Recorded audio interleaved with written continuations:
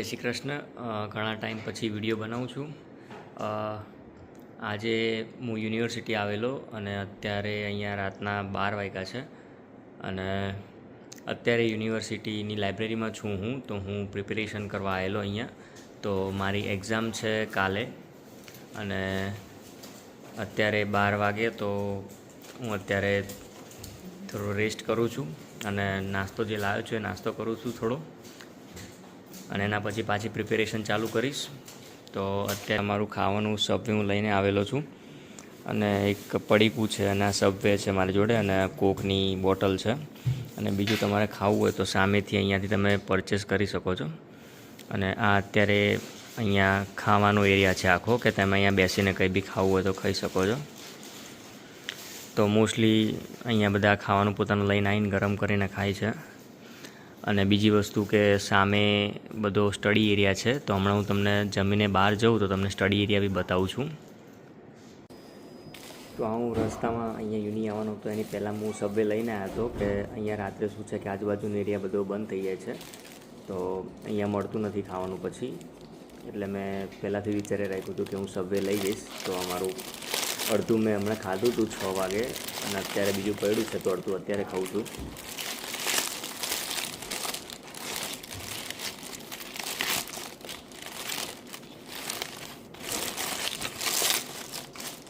અને કોકની બોટલ બી લઈ લીધી હતી મેં સાથે.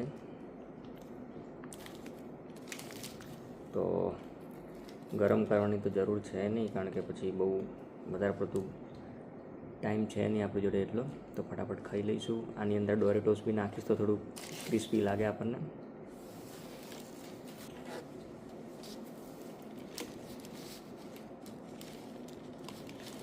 જો કે ઇન્ડિયામાં મેં કોઈ દિવસ ખાધું નથી આ બધું, અહીંયા એને મારી ટેવ પડી છે આ બધું ખાવાની. તો આ મારું સબવે રેડી છે અને હવે હું ખાઈ લઈશ.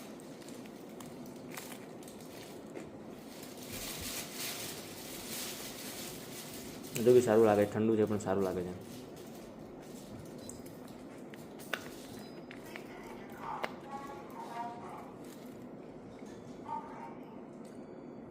તો આપણે હવે ખાઈ લીધું છે અને હું થોડું ધીમું બોલું છું કારણ કે અહીંયા એકદમ ક્વાઇટ વાતાવરણ છે, એકદમ શાંત વાતાવરણ છે. અને અમુક લોકો બહાર વાંચી રહ્યા છે તો એમને ડિસ્ટર્બ ના થાય એના માટે થોડું ધીમું બોલું છું. અને અહીંયા તમે જુઓ અમુક લોકો સૂઈ બી ગયા છે, મતલબ ઠંડી થોડી છે તો સૂઈ ગયા છે આ રીતે. અને હું પહેલી વાર ટ્રાય કરું છું અહીંયા કંઈ નવું વસ્તુ, કોઈ દિવસ મેં પીધું નથી. તો આપણી જોડે આ બધા ઓપ્શન્સ છે, ફ્લેટ વ્હાઇટ છે, કેપેચિનો છે અને બધું છે, હોટ ચોકલેટ છે. તો આઈ થિંક આપણે ટ્રાય કરીશું ચોકો મિલ્ક ટ્રાય કરીશું, જોઈએ કેવું આવે છે આજે.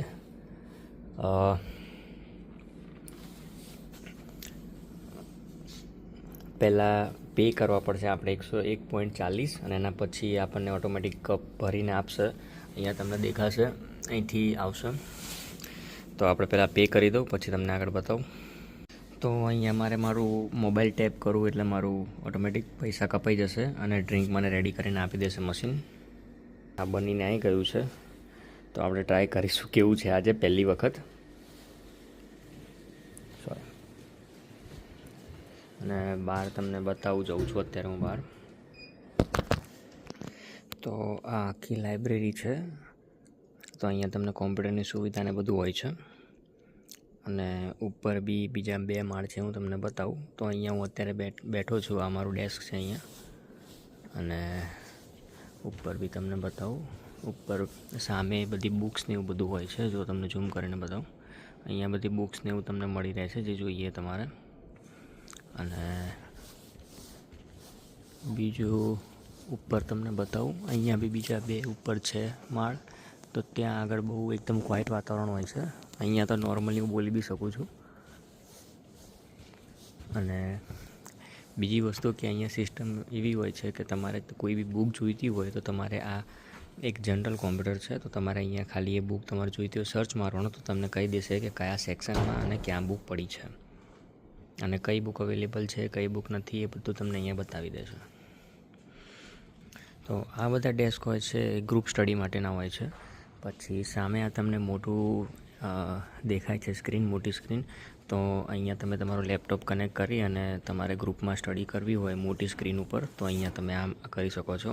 અને જો તમારે એકલા હોય તો તમે આ નાના કોમ્પ્યુટર્સ યુઝ કરી શકો છો. હું જમવા ગયેલો એટલે આ પીસી લોક કરીને ગયેલો, તો હું મારો પાસવર્ડ એન્ટર કરું ત્યારે જ આ પીસી ખુલશે મારું. અધરવાઇઝ બીજો કોઈ ખોલી ના શકે. તો જ્યારે તમારે આ પીસી યુઝ કરવું હોય તો તમારે પોતાનો આઈડી પાસવર્ડ નાખવાનો હોય છે અહીંયા, યુનિવર્સિટીએ પ્રોવાઈડ કર્યો હોય એ, અને તમે પછી કોમ્પ્યુટર યુઝ કરી શકો છો. તો ચલો પાછા બેક ટુ સ્ટડી. હવે પાછું 3 વાગ્યા સુધી 4 વાગ્યા સુધી વાંચશો અને પછી સૂઈ જઈશ થોડી વાર. અને પછી મારે બપોરે 2 વાગે એક્ઝામ છે તો ત્યાં સુધી થોડું સૂઈ લઈશ અને પછી પાછું વાંચવા લાગીશ. તો જોઉં હમણાં કદાચ બહાર આંટો મારવા જવું તો પાછું તમને આજુબાજુનો એરિયા બતાવું. ત્યાં સુધી હું વાંચું. હવે ચલો મળીએ પછી. તો ગાઈઝ અત્યારે વાગ્યા છે સવારના 5:30 અને સફાઈ કરવાવાળા ભાઈ આવી ગયા છે. તો હવે 15 મિનિટ જેવું બ્રેક લઈશું, એના પછી ફરીથી કામ ચાલુ કરીશું. લાઇબ્રેરીમાં અત્યારે મોસ્ટલી કોઈ છે નહીં. અત્યારે તમારે મારી પાછળ એક દેખાય છે એ ઓડીને સૂઈ ગયા છે અને પેલા ભાઈ સફાઈ કામ કરે છે અત્યારે. તો આપણે થોડી વાર બ્રેક લઈશું. અને મમ્મી અત્યારે મારી જોડે હોત તો મને એવું કહેતી હોત કે સૂઈ જાને, શું જાગ કરે છે, સવાર ઉઠીને વાંચે વહેલા. પણ મારું એવું છે કે મને સવાર વહેલા ઉઠીને વાંચવું પસંદ નથી, મતલબ ઉઠી જ નથી શકતો અને આખી રાત જાગવાનું કે તો જાગી લઉં. તો અત્યારે હવે 15 મિનિટ જેવું બ્રેક લઈશું અને પાછું સ્ટડી કન્ટિન્યુ કરશું. અને એકવાર એક્ઝામ પતી જાય પછી ઘરે જઈને મસ્ત સૂઈ જઈશું. તો મળીએ આગળ. તમને ઉપરનો બી એરિયા બતાવી દો ઉપર કેવું છે. તો ચલો ઉપર જઈએ. અહીંયા બીજી એક સુવિધા બી સારી હોય છે કે તમારે પ્રિન્ટિંગ, મતલબ તમારે કોઈ પ્રિન્ટ કાઢવી હોય તો અહીંયા યુનિવર્સિટીના પ્રિન્ટરમાંથી તમે કાઢી શકો છો. તો જે અહીંયા સ્ટુડન્ટ ભણતા હોય છે એ લોકોને અમુક પાઉન્ડ સુધી ફ્રી હોય છે, એના પછી ચાર્જ આપવો પડે છે. તો અહીંયા આ સુવિધા બી સારી છે. અને અહીંયા બીજું કે અહીંયા બધી જગ્યાએ તમને બોર્ડ જોવા મળશે કે કઈ વસ્તુ ક્યાં છે. લાઈક અહીંયા બતાવે છે કે ક્લાસીસ ઉપર છે અહીંયા બીજા બધા, તો તમારે શોધવામાં ઇઝી રહે છે.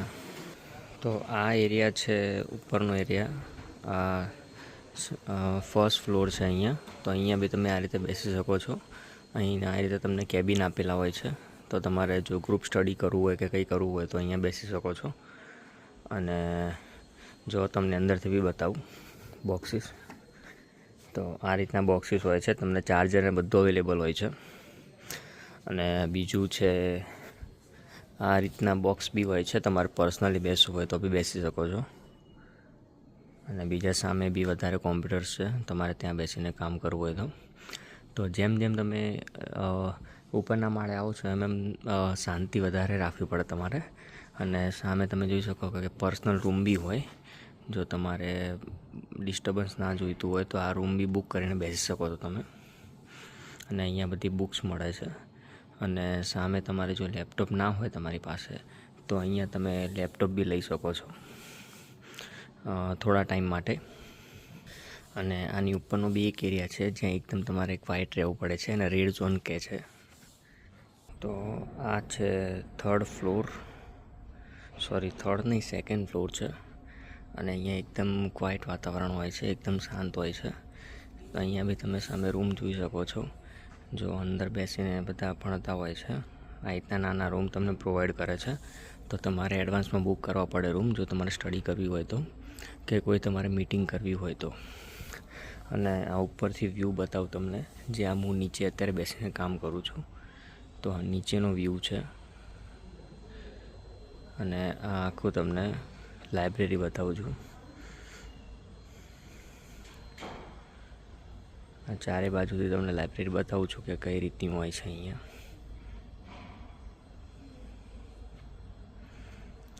અહીંયા બુક્સ બી તમને બધી જ મળી રહે છે, મોસ્ટલી બધી જ બુક્સો. અત્યારે વાગે છે સવારના 8 અને મારી એક્ઝામ છે હજુ 2 વાગે. તો વાંચવાનું તો સારું એવું થઈ ગયું છે, પણ હવે થોડી આરામની જરૂર છે. તો થોડો મૂડ ફ્રેશ થઈ જાય એના માટે હવે આપણે 1-2 કલાકની ઊંઘ લઈ લઈશું અને એના પછી પાછા ઉઠીને વાંચવાનું કરીશું. તો અત્યારે મને આ નાનચકડો તો સોફામાં જેમ બને એમ સમયને સૂઈ જઈશું આપણે અત્યારે. જો તમને બતાવું આ રીતનું છે. આ રીતનો સોફો છે, તો અહીંયા થોડી વાર હું સૂઈ જઈશ અને એના પછી થોડી વાર ઉઠીને પછી પાછું વાંચવાનું કરીશું આપણે.